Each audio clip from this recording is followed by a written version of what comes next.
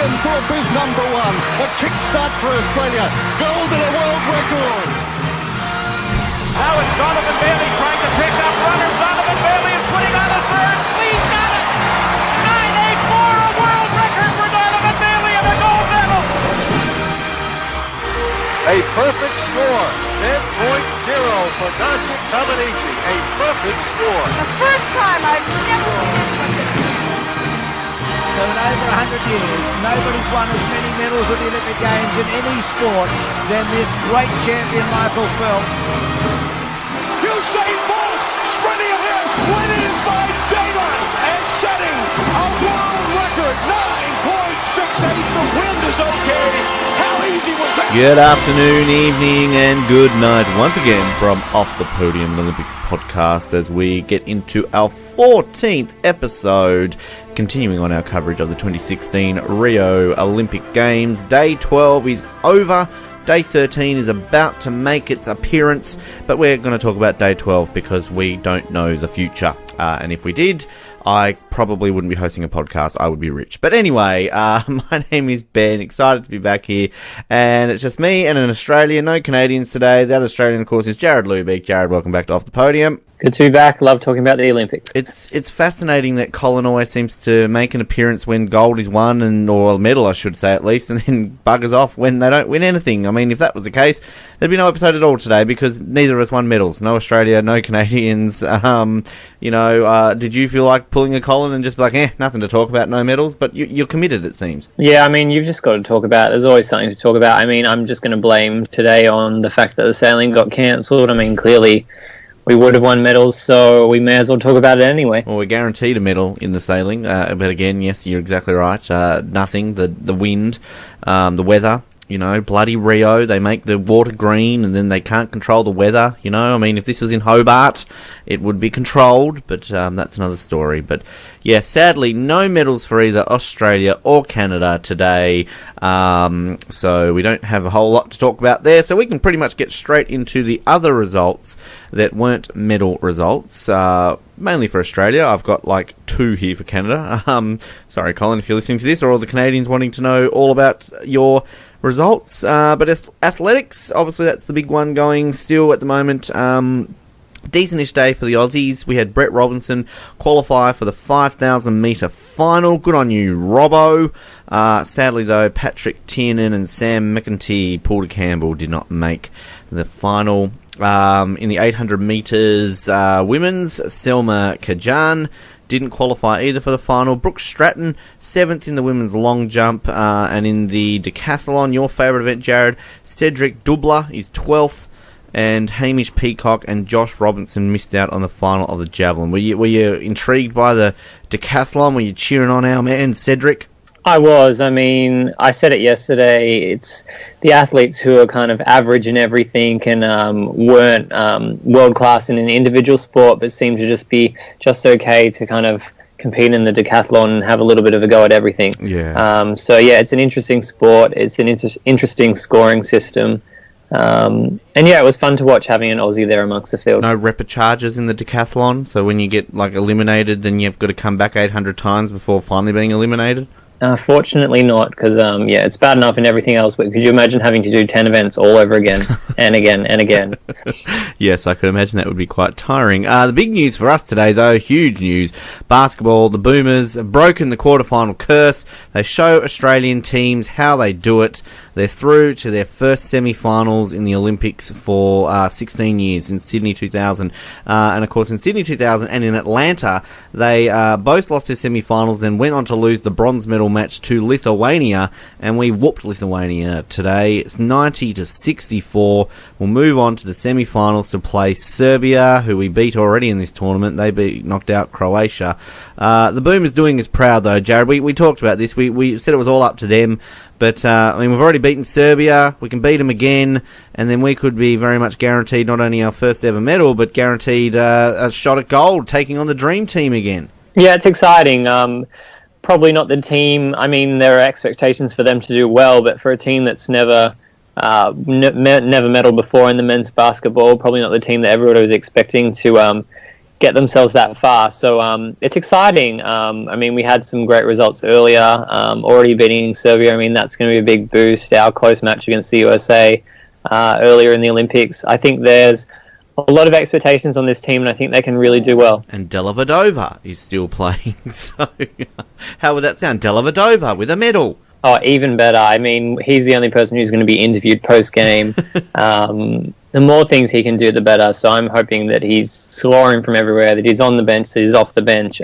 Just the usual commentary about Dellavedova would be great to see more of it. Absolutely. And the other one, we're kind of jumping ahead of ourselves. So USA are playing Spain in the other semi-final after obviously both moved through. Now in the canoe kayak sprint, boy oh boy do we love this sport, particularly when we've actually got a decent medal shot tomorrow. Kenny Wallace is already a gold medalist in this sport, and his new buddy bestie Lachlan Tame, second fastest qualifier for the K2 1000 metre final. Decent effort there, Jared. Did you see Kenny and Lockie boy? I did not get to see them, but I'll definitely get to watch them in the final. So, I mean, that's good. I mean, that's what you want for an athlete who you miss in the semis, but they give you another chance to watch them in the finals. Provided us with one of our biggest shock gold medals from London 4 years ago. I think it was a K4, whatever it was.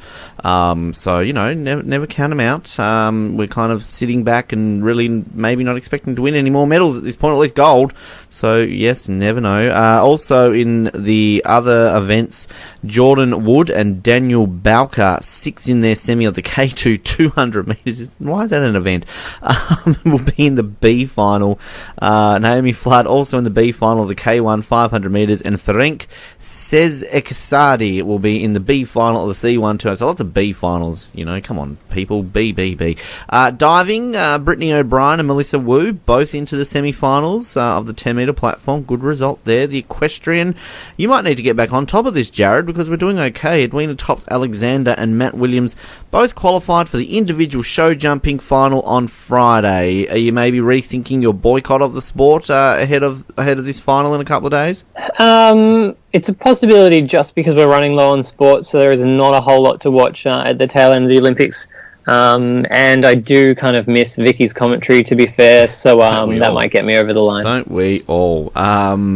Golf, the women's golf started. Woohoo! Minjee Lee, 4 shots off the lead after round 1. She had a birdie blitz again. I think that's the AOC's go-to phrase with anything to do with golf. And Sue O, 26th place currently in that. Sailing, cancelled. What a shame. Taekwondo started. Yay! Maybe that's what Colin is. He's off trying to get back into Taekwondo. He's actually competing in his reverse sport climbing event yesterday and managed to meet a couple of Olympians. You can check out the pictures on our website. He got to hold a couple of silver medals and didn't put them around his neck. So that's generally what you do with them, Colin, but next time.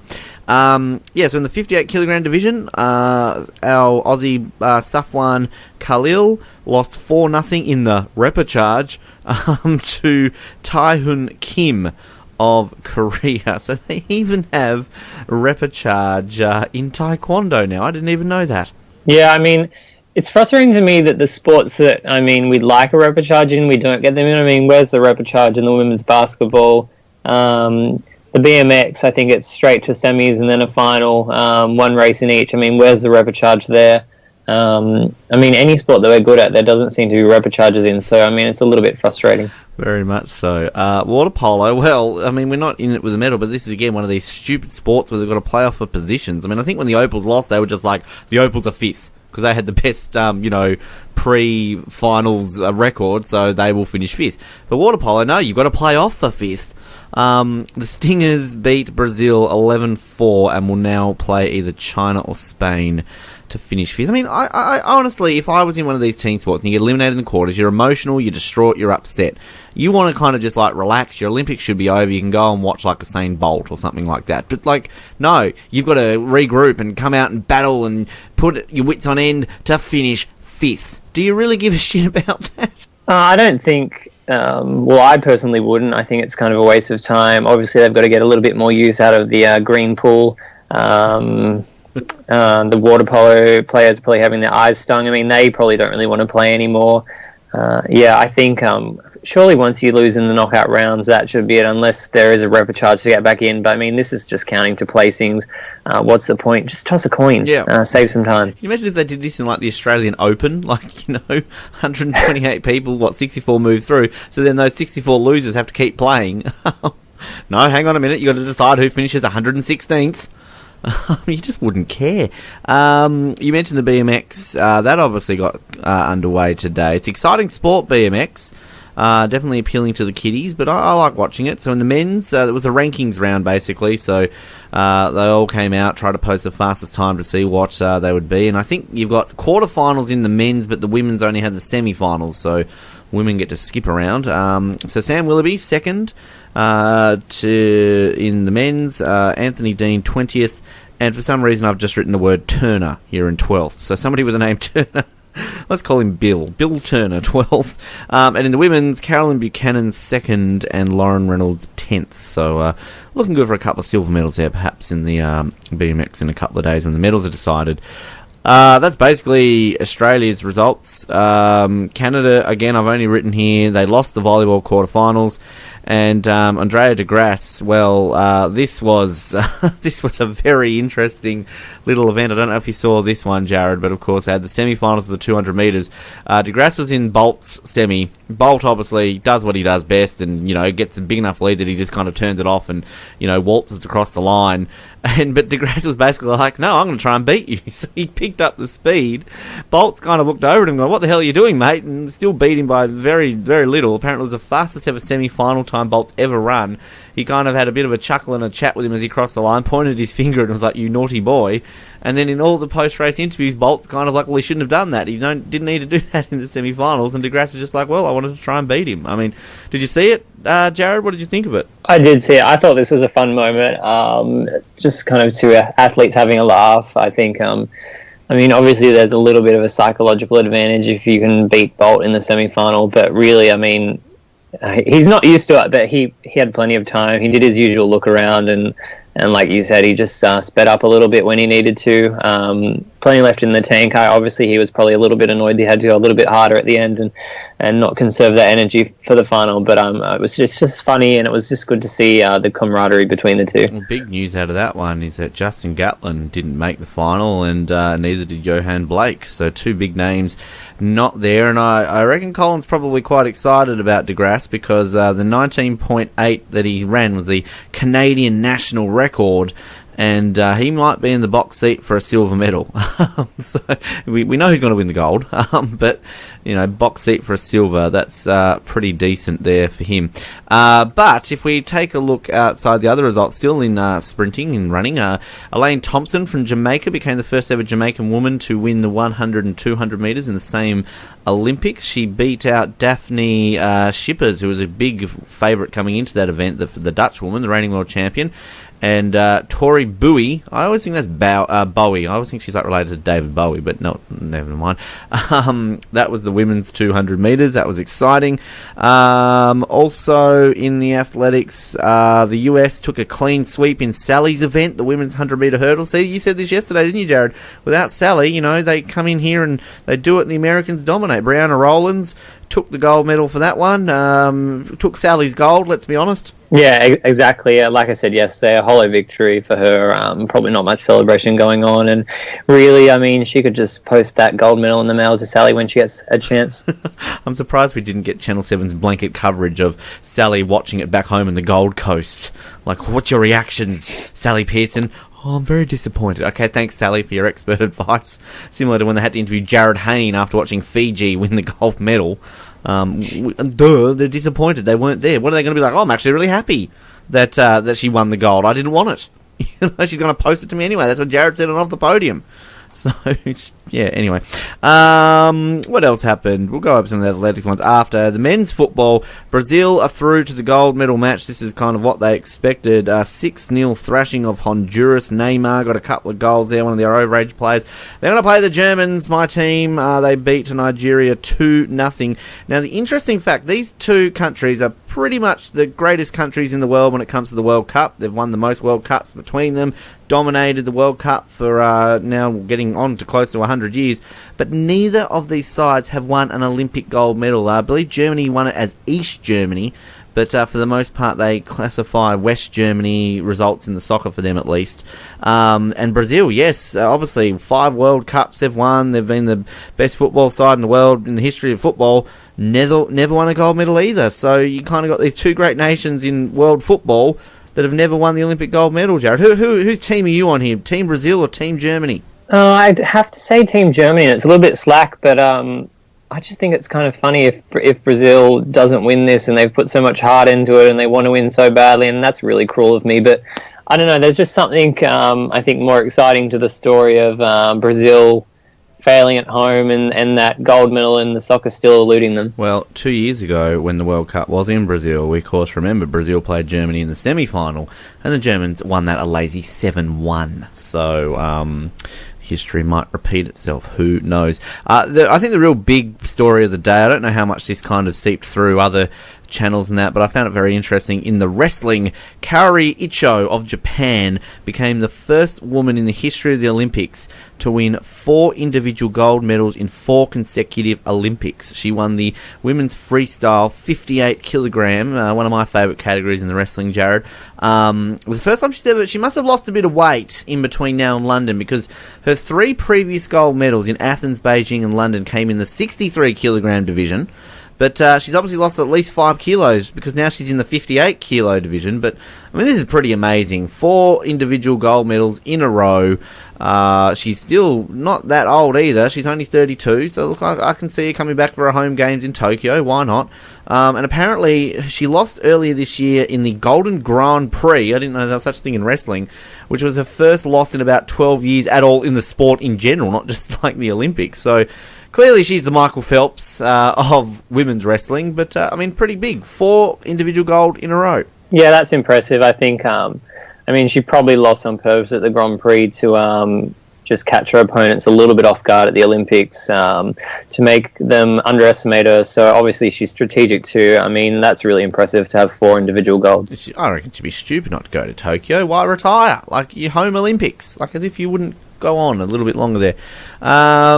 So they're kind of the main ones of the day. So other medal results across it. So athletics in the 3,000 metre steeplechase, the men's, Conseslus Kiproto for Kenya in an Olympic record. Congratulations there. We already mentioned the women's 200 and the women's 100 metre hurdles. Women's long jump went to Tiana I can't even say her name. Barletta. Tiana won it there. USA went gold and silver. Brittany Reese second. Serbia got the bronze there. Badminton. Sad that Australia didn't make it this far, but Indonesia wasn't a surprise. They always win this. Tontowi Ahmed and Liliana Natsia beat the Malaysian pairing of Chen Peng Soon and Go Lee Jung. Boxing, the men's welterweight, Kazakhstan, Daniyar Yelnisov beat the great Uzbek boxer of Shakram Gyasov. Equestrian team jumping, France took the gold. Ugh, disgusting that was. We don't even mention their names on this show. Table tennis, the men's team went to China. Ma Long, Zhang Zhaik and Zhu Xin won that one. Taekwondo also to China. They had a decent day, China. Britain didn't win any medals today, so China caught up to them a little bit. Zhao Shui won the men's 58 kilogram and the women's 49 kilogram. Went to Kim So Hui of South Korea. Volleyball, big upset here in the beach volleyball. This is basically a lock for Brazil to win this one, but they lost the final. Laura Ludwig and Kira Volkenhorst of Germany beat the Brazilians. I didn't realise Germans and beaches went well there, Jared. I mean, this is obviously an omen for the men's football match. I mean, it's happened once. History will repeat itself, and they'll probably lose again. It was very nearly. And I mean, we could get a war between Brazil and Germany. Who knows? Well, it was very nearly women's Germany versus Brazil, because Brazil got beaten by Sweden. Where the Germans can go gold in women's and men's football. So, yes. Speaking of sweeping and going dominant, though, we mentioned Kaori Icho in the wrestling. It was a sweep for the Japanese in all the wrestling events today. They love their freestyle wrestling in Japan, and why wouldn't you? Better than that Greco-Roman crap. I don't even know the difference. Women's freestyle 48 kilogram. Eri Tasaka gold for Japan. We mentioned Kari Icho, and in the 69kg division, Sarah Dosho of Japan, gold there. Two of those events, Japanese wrestlers beat Russians. Ooh, what are the Russians going to do there, Jared? This could be another war. Yeah, I mean, you can see from this why I suppose Japan probably petitioned to get wrestling back in the Olympics. Obviously, that's where they're going to win all their medals at their home games. So no surprise that after being kicked out, it was added back into 2020. Well, if we look at the medal tally now, after 12 days, Australia languishing in 10th. We wanted a top 5. We might even struggle to get top 10 here at the moment. We talked about this pre-Olympics here, and we've got South Korea, the Hungarians breathing down our neck.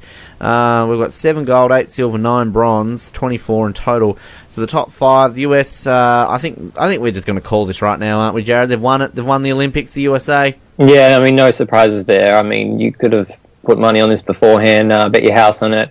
I mean, bet your kayak on it, bet your raft on it, and you'd be safe with all 3 of them. Well, you wouldn't want to lose your raft. I mean, come on now. But yeah, unless Britain and China can win another, 11 more gold and America win nothing, it's really not looking good for anyone else but America. But 30 gold, 32 silver, 31 bronze, 93 in total. Britain still just in second. They've won the same amount of gold as the Chinese, 19 apiece, but they've got those 4 extra silver medals, which is helping them out. 19 silver, 12 bronze, 50 in total, with the Chinese 15 silver, 20 bronze, 54 in total. Russia in 4th. Germany have had a good couple of days. They're up into 5th. And France still in 7th.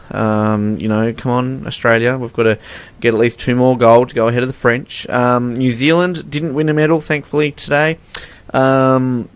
They're on 3 gold, 6 silver, 1 bronze, 10 in total. The host nation, Brazil, also 3 gold, 5 silver, 4 bronze. I mean, come on, the host nation can't get beaten by New Zealand. I mean, it's embarrassing that Canada are getting beaten by, not the host nation. Yeah, I mean, that's just plain embarrassing. Luckily, they've got at least that silver medal locked up in the men's football. So, I mean, there's another medal there. That could tie things up. I mean, if they get that and New Zealand doesn't medal in anything else, then they go ahead of them based on their bronze medal counts. So, they're going to be counting on that. Exactly. And Canada, well, look, I think they're going to be happy with the top 20. I'm going to call it now. Canada should finish top 20. 3 gold, 2 silver, 9 bronze. I mean, they should get a silver tomorrow with DeGrasse. So that, if they do that, will put them ahead of Kazakhstan based on the number of silver. So, yes, go Canada. And I'm just looking here at some random countries.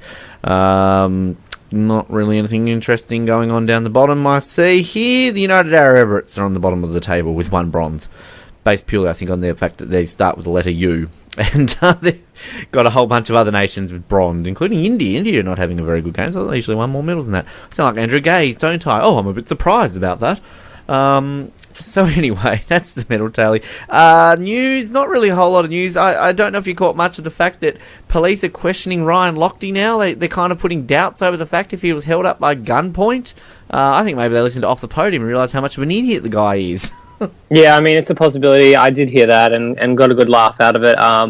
I love the fact that they wanted to suspend the passports of the other people involved in the incident, and Lochte had already made it back to the US. I mean, maybe he was running from the law. He was just so sulky, the fact that he didn't win a gold. He's like, oh, everyone's talking about Phelps, no one's talking about me. Oh, I was held up by gunpoint.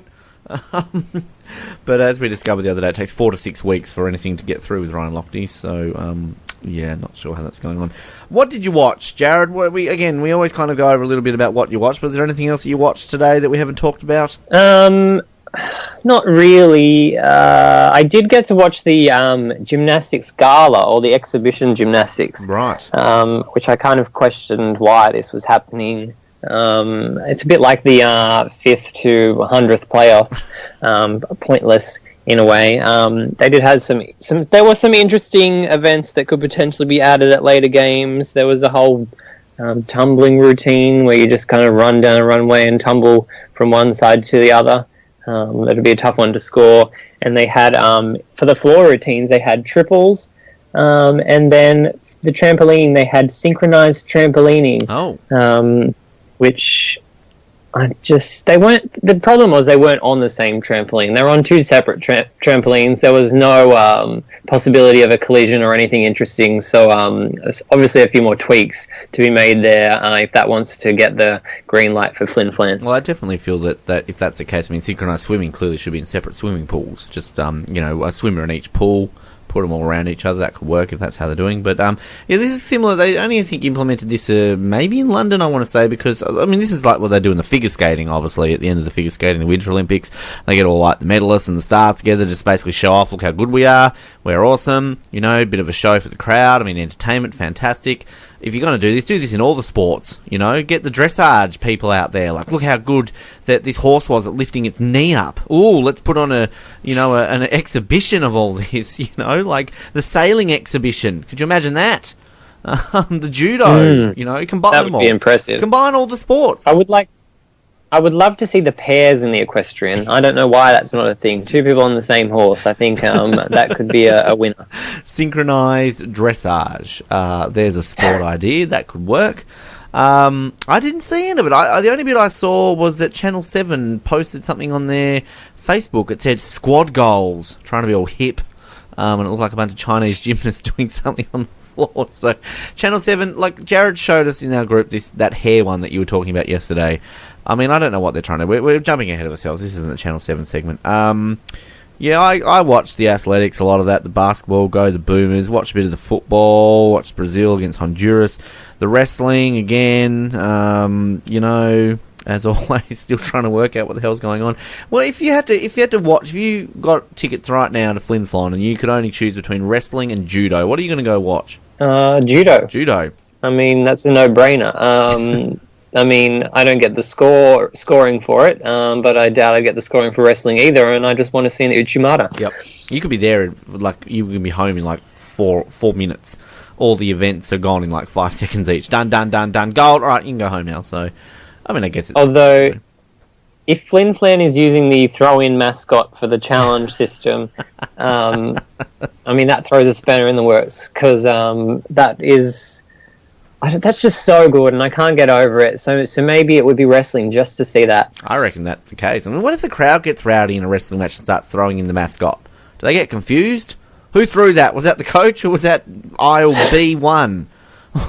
Yeah, and we have to go to the slow motion replay and the video ref, and I mean, it's really, they're asking for trouble with this system. Yeah. But obviously that's the standard practice. Indeed. And what if they run out of mascots? They have to start showing those little Rio logos that they're giving out the medalists. I read an article about that the other day because somebody posted it, what are those little things that they're giving the athletes? Apparently it was decided, I don't know if it was an IOC decision or if it was a Rio decision, that giving out flowers is not sustainable anymore. So therefore they need to give something out. You're so used to seeing them with flowers. That's what they get.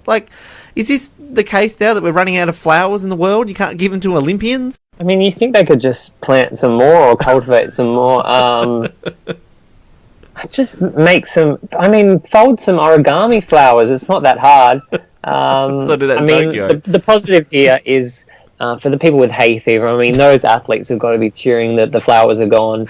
But apart from them, I think everyone else is disappointed. Well, I mean, is this the case now for the world when it's you got, romantic date with someone? Instead of giving them flowers, you give them a little Rio logo. Oh, I love you. Here's a Rio logo. It's not the same, right? Gosh. You're going to go to Royal Botanical Gardens instead of flowers? It's just a bunch of Rio logos stacked on top of each other? Oh, people aren't thinking about these things, are they? Athlete of the day. I'm just going to jump in here and just say it's Carrie Itcho. 4 gold in a row in wrestling. Didn't know it could be done. Good on her. I'm giving it to her. No questions asked for me. What about you, Jared? I'm going to have to go with Neymar from the Brazilian football team. I think he scored the fastest goal, I think, in Olympic history, 15 seconds in or something or other. And then, I mean, we got this whole theatrics of him. Somehow he hurt himself in the celebration, but didn't kind of realize until a little bit later. And then he was up and he was down. And he really kind of pushed the envelope of footballers pretending that they have injuries. They took him off, and then 5 seconds later he was back on and limping around. And then they stretched him off, and then he was back on again. I mean, he couldn't make up his mind whether he was faking or not, and obviously he'd left his script at home and didn't know exactly what he was meant to be doing, but eventually he decided to play on. So good for him for pushing through that terrible injury. Maybe he should have been in the exhibition gala for the gymnastics, perhaps. That way he would have gotten some extra points. I only saw bits of it when he got the penalty right at the end, obviously, but I mean, he's, you know, the biggest football star in Brazil since Ronaldo, I think. I mean, clearly they say a large portion of why they got thrashed by Germany 7-1 in the World Cup was because he was injured in the quarters, didn't play for the rest of the tournament. And they said, well, if Neymar was playing, we wouldn't have lost.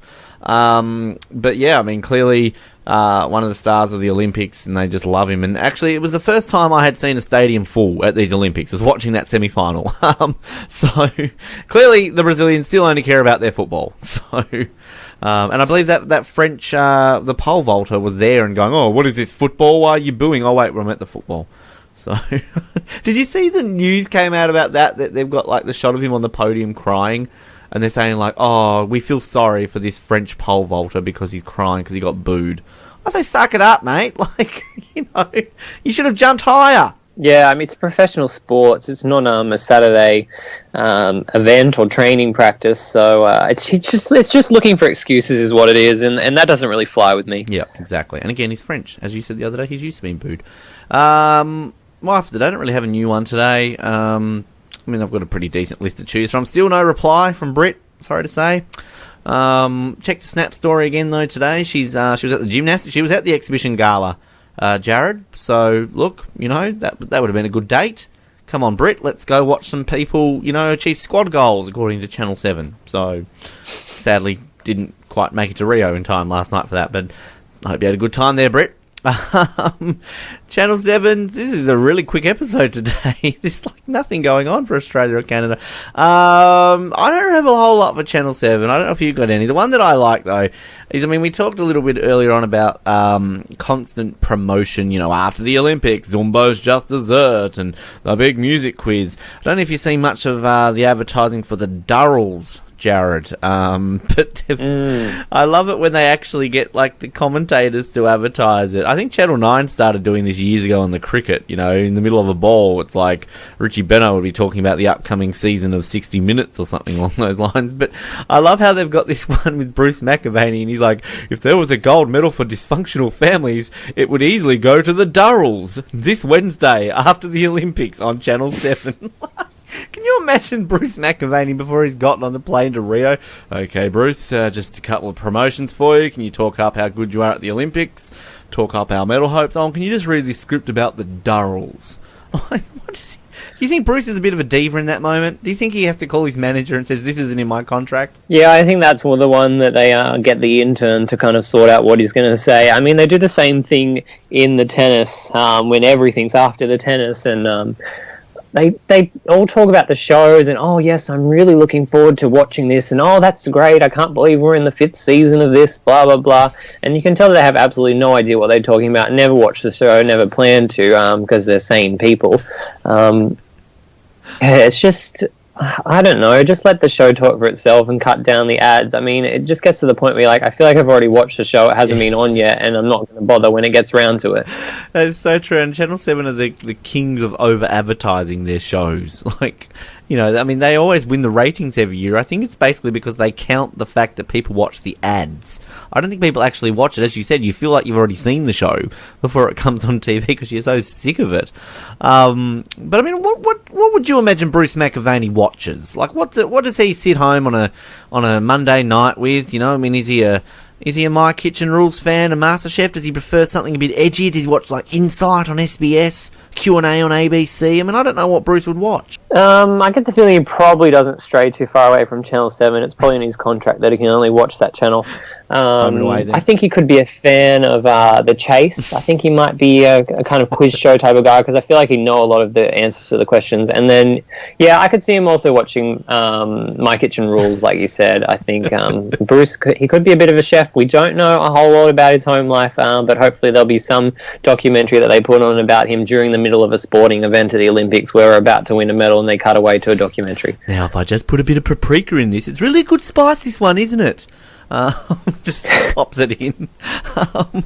It'd be fun to go around to Bruce's house on the weekend. I mean, he'd have a nice wall of memorabilia, probably, you know. Here's a picture of me interviewing Kathy.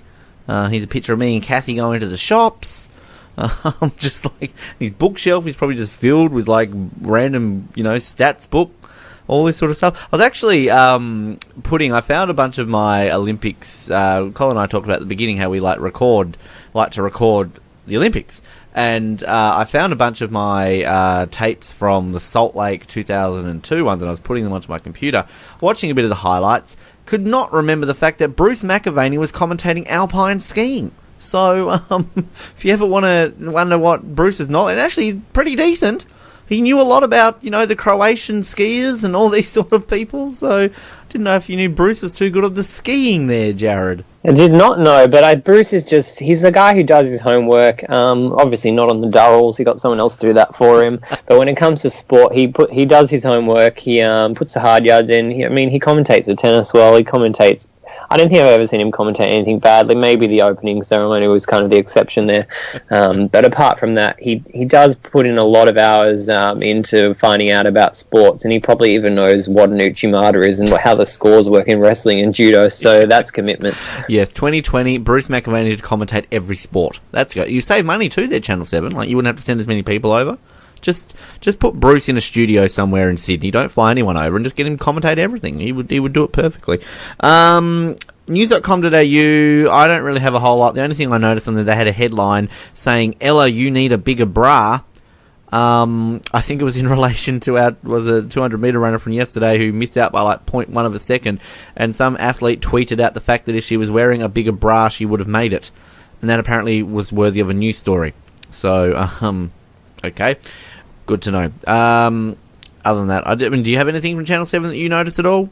I think it was a fairly tame night. There wasn't a whole lot that was going on, so there wasn't really kind of much that they could stuff up in that sense. I think I'm just kind of still stuck up on the whole hair montage. I don't think I'll ever get over the fact that they included a horse's tail in amongst it all. I'm glad that we only shared the Paralympics one and we didn't end up sharing the hair one. So, and we will never do that. Canadian Athlete of the Day. Obviously, we know Colin. We still continue this one. So, we're going to get to know a cyclist, even though the track cycling is already over and done with. He popped out to me, this guy, because he's smiling and having a medal around his neck. Don't know what event that was. Probably just like the junior athletics cycling version. I don't know. But Hugo Barrett is his name. He says, "Hi, my name is Hugo Barrett and I'm Canadian." Good start. The first Olympics I remember watching was Nagano, obviously 98 Winter Olympics, for those who didn't know, but obviously you probably would if you're listening to this because you're an Olympics fan. If I could be any superhero, I would be the Flash. Is that to help you cycle faster, perhaps? I'm not too sure. Draw a picture of yourself. He's just drawn a giant smiley face. So clearly he thinks he's a smiley face and has no body. And apparently my internet has decided not to load the rest of this. Wow, we're just teasing people at the moment with Hugo, because apparently these are images and not actually writing. Let's see if this can load a little bit better. I should mention that this is all pre-planned in our pre-production meeting. Here we go. My favourite ice cream flavour is chocolate. This is kind of a boring profile. If I were a baseball player, my walk-up music would be Metallica, Enter Sandman. Oh, good choice. The best nickname I've ever been called is The Lion. Is that because he looks... I don't know why you would call a cyclist a lion. Draw a picture of a Canadian animal. He's drawn a moose. It's actually a fairly decent moose. It's a good one. Best one I've seen so far. If I weren't an athlete, I would be an actor. Cool. My guilty pleasure snack is poutine with bacon. Yes. Yum. I'm not even Canadian. I know what that is. Delicious. Every time I've been to Canada, always get poutine. It's so good. My favourite song lyric is Don't Stop Believing. It's probably the only one he knew.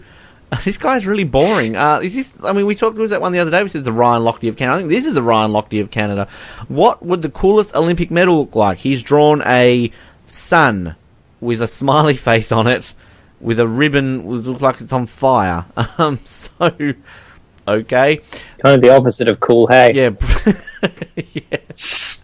Didn't ask what the hottest one was. Good call there, Jared. The most recent TV show that I binge-watched was The Office. Is that the US or the British version?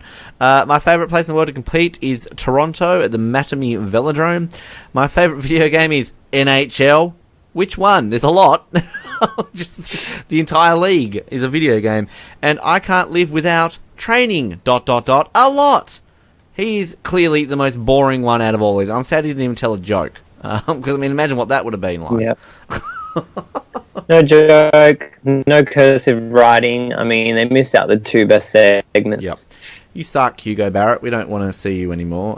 You probably failed in the Olympics. I don't even know how he went. I should have really done a research, actually.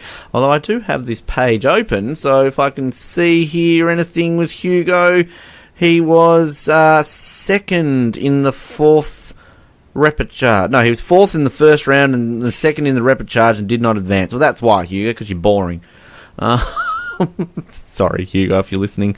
We're big fans of yours and the Canadian track cycling team. Fan messages, always our favourite segment of the day. Let's see what we've got on the AOC app here. To the Australian Olympic team. Annie Ming Kolak of New South Wales. Start speaking French. Je pense que tu étais très brave.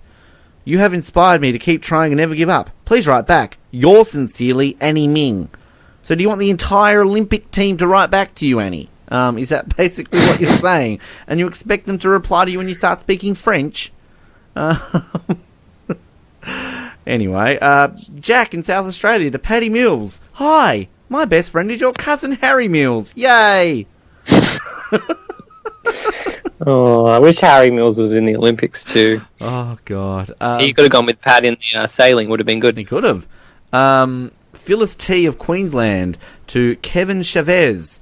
I so hope you got a medal for what you have done. What has he done? Who's Kevin Chavez? I mean, you clearly know he's a diver. I'm looking right here. He's actually right in front of my screen as soon as I open it up. He's a diver in the 3-metre springboard who didn't even make the semi-final. So clearly, you're a big fan there, Phyllis, if you're asking him instead of just looking it up. This one could even top it. To Charlotte Caslick, this is from Jack in South Australia. I am your biggest fan. I would like to know your salary for my school project. Goodbye. Can you imagine if there was a reply underneath that? Like, I don't get paid. Give me some money. Oh, Jack has a lot of time on his hands between telling Pat Mills that he knows his cousin and then asking other athletes for their salary. What school project is that? All right, everybody. We need to find out the salaries of the athletes. It's probably a bored teacher's like, I hate my job. Or maybe I'll become an Olympian. Do they earn more than me? Here's another one. This is all in French. This is Letitia Everingham from New South Wales. Sent it to the Australian Olympic team, but clearly it's to Jessica Fox. I'm not even going to attempt to read this because it's entirely in French. So why? Like, what language? That's funny. Harley in Queensland to Bodie Turner. Have fun. I hope you get a medal by Harley. So you want him to get a medal by Harley, like your medal?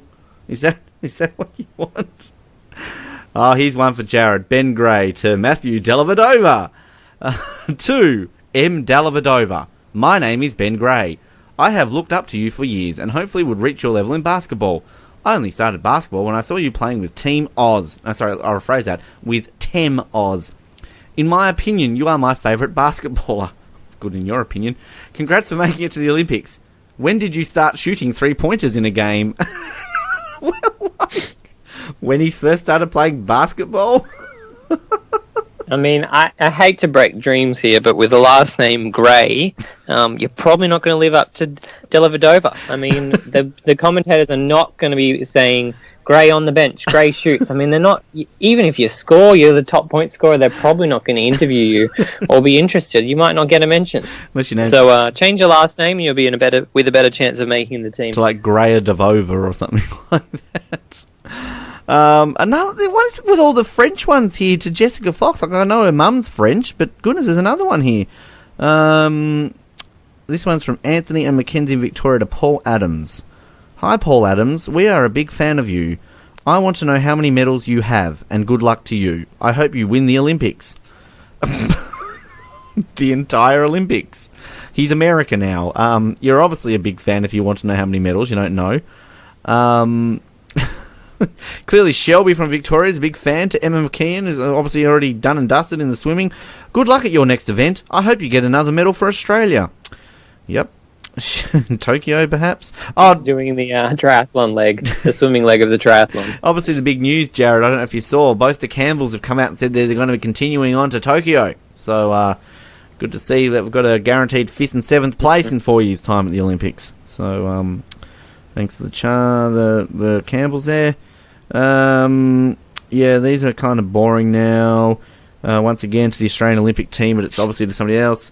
Here's another one to your man, Matty Dellavedova. To Adam Castle. Again, a boring name there, Jared, from New South Wales.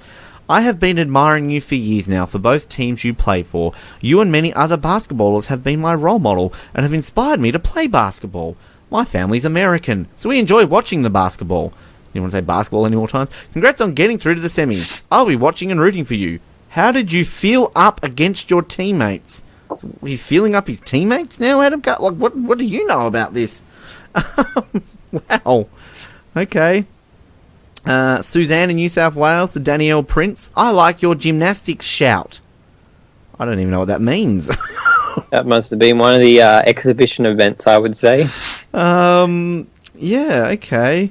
Let's see. We're kind of stretching this out. Oh, Ashanti in Victoria to our gymnast Larissa Miller. You're so good. Okay. Yep, these are kind of a bit boring now. Yeah, okay, cool. Alright, thank you to all those exciting ones. We're nearly running out of sports now, aren't we? Who have we got to send one to right now? I mean, what's even left to go? Maybe one of the... Have we sent one to our modern pentathletes yet?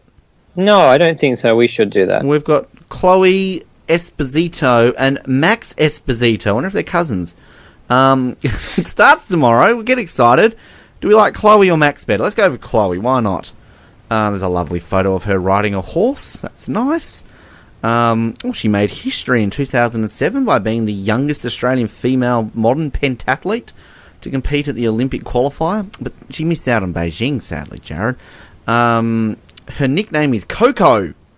There you go. She was 7th in London in the modern pentathlon. Well, look at that. We did all right in modern pentathlon.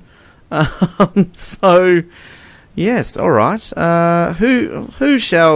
What shall we say to Chloe? Make your mind up. Choose a sport with one event. That's a bit mean. Remember Pentmeads 5? Don't forget any of your events. How much do you earn?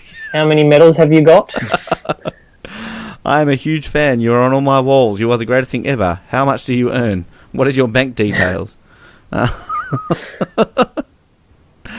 Taz. Okay. Remember, pent means 5! Exclamation mark. How much do you earn? My family is American. I hope you win the Olympics. Do you know any French? Bonjour. This is the worst one ever. Au revoir. If I can learn how to spell, bonjour, au revoir, if that would help. I know your cousin Max. Yeah, okay, that'll do. Done. That's the worst one we've sent. But go Chloe Esposito in the modern pentathlon, my favourite sport, because it's starting and I'm excited. Now that's a name that could get on a basketball team. Esposito on the bench. Esposito to Dellavedova. That rolls off the tongue perfectly.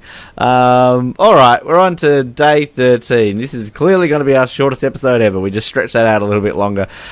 So, day 13, 23 gold medals to be decided today in the sports of wrestling, beach volleyball, last day of beach volleyball, triathlon, the first day of triathlon happening, taekwondo still going on there, first day of modern pentathlon, yay! Synchronized swimming returns again today. God, it was a hard day without that, wasn't it, Jared? I didn't know how to live. Sailing wraps up today. Oh, I didn't know I could finish. Still going. GC. No, I'm looking at the wrong sport there. Handball. That's the only sport that basically runs every single day of the Olympics. That and basketball and boxing. And yet the difference is that we're really near the medal rounds there for handball, but it's a good sport to watch. The first of the field hockey medals are decided. I think it's a men's tournament wraps up. Diving, more medals in that. BMX continues today. The canoeing, sprinting is still going on, of course. Chance there for Kenny Wallace and his partner. Badminton medals more there, and athletics still to come. So, I guess it's all about the 200 metres, the Bolt DeGrasse showdown today or tomorrow, isn't it, Jared? Oh, absolutely. I mean, that and... I'm interested to see if the sailing finishes or not. That'll be a big talking point. Whether the weather is permitting. Otherwise, they're probably going to have to borrow some wind machines from Eurovision to get through those races. I also got some good news for you too, Jared. It's only now officially one day until the rhythmic gymnastics begins. So it's nearly at the one part of the Olympics you've been looking forward to the most. Yeah, that's excellent. I mean, that's been a long and difficult wait. Repechage is unfortunately absent from the rhythmic gymnastics, which is a real shame because, you can't get enough of that, but it'll be great to see some people do the fake gymnastics with the ribbons and try to keep it alive and in the Olympics when we're trying to add other sports and it's always on the cusp. I feel sorry for the rhythmic gymnasts, not just because they compete in a fake sport, but you look at some of these sports right at the end, so like triathlon, you've got to wait all the way to the end, modern pentathlon, and you look at the mountain bikers, they're literally on the last 2 days, so the men's mountain bike on the last day, I think the men's marathon is also generally always on the last day, isn't it? So these poor mountain bikers, they're looking at the swimmers, the road cyclists, all these people who have come in, got their medals and left, and they just have to wait around. There's no marathon midnight sex sessions for them to split up their partnerships or getting held up, quote, held up with Ryan Lochte. Gosh, what do you think they've been doing for nearly 2 weeks here? Do you think they even bother showing up to Rio until the night before? I don't know. I wouldn't. And obviously they're not going to the events because there's no one at the stadiums. I think it's obviously going to be difficult for them being in the Olympic Village as it's probably demolished with rooms being knocked down around them because everybody thinks that the athletes have left. So it would be tough to wait that long to see people win medals around you if you're from a country other than Australia and New Zealand. Yeah, I think just waiting that long, it would be troublesome and hard to keep your mind kind of on your sport, especially if it's something that's over in 1 or 2 seconds anyway. Particularly in mountain bike, you could and on your mark, get set, go, bang, tyre blowout, you're done. But as we learnt already, you can change your bikes, can't we? We had that in the time trial, so why not? That's it for another episode, our shortest episode. We came, we saw, we kicked some ass. That's all we need to talk about. Not much on day 12, but perhaps day 13 there'll be more. As always, Facebook us / Off the Podium podcast. We are on iTunes, YouTube, and of course you can email us as well if you feel the need to. But Jared, always a pleasure having your company on the show. Look forward to you coming back tomorrow for day 13. Yeah, it's been fun. A bit sad as we get closer to the end, but soaking it up while we can. Only brings us closer to Flin Flon in 2028. Think of the positives there, Jack. Think of the positives. But yeah, I guess time to leave. And as always, if there was a gold medal, of course, for a dysfunctional podcast, we would definitely win it according to Bruce McAvaney. So thank you and good night from Off the Podium.